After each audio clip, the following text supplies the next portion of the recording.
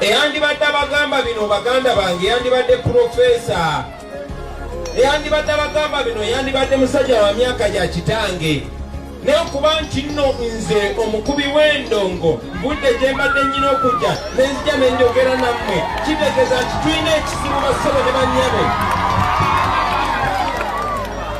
Omuganda agamba woyitira omulalu nti munyumye nga boogera obulungi tokyabalaba.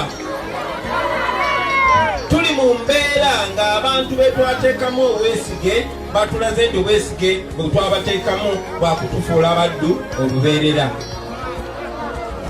Olunaku lwaleero kubanga abavubuka tuwulizikanyiza nnyo,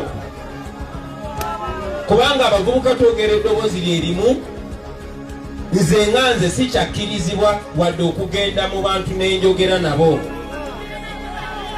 Nze sikyakkirizibwa yadde okugenda okusoma emmisa. Ensonga lwaki abamu kumwe temwategeere nti ngenda kujja wano, kuba singa bakirangidde nti ngenda kujja wano, singa amagye gajjudde wali, si kuba nti nzize n'emmundu, si kulwa nti nzize bavuma, si kulwa nti nzize bagamba bibi, naye kubanga mbagamba ebintu ebigenda okuggula amaaso gammwe bassebo ne bannyabo.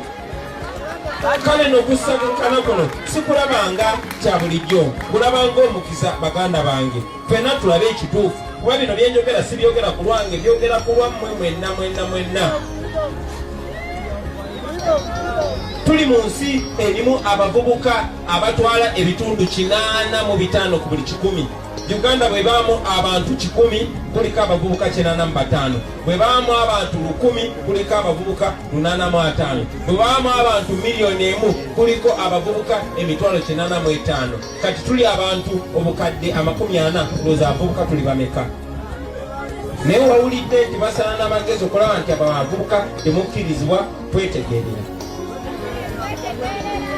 Mwawulidde n'okuwulira omukulembeze w'eggwanga nga ngamba nti kubanga ndi muyimbi sina buyinza kutunula oba kubuuza bibuuzo oba kukulembera bannange kugenda mu nsi gye twagala okugendamu. Ekyo sijja kirwako baganda bange, naye kyenjagala okubagamba nti tulina kye tulina okutuukiriza mu mwoyo omulungi, mu kwegatta, mu mukwano, ate nga kijja kwetaaga buli muntu.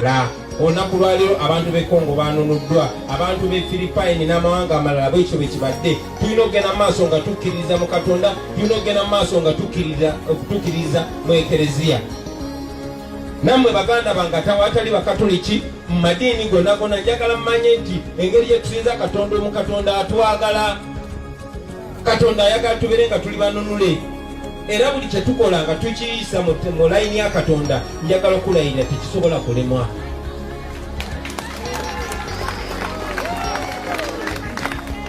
Kati eyo nga tuvuddeyo baganda bange, njagala buno obubaka bugende eri mmwe abavubuka abali wano.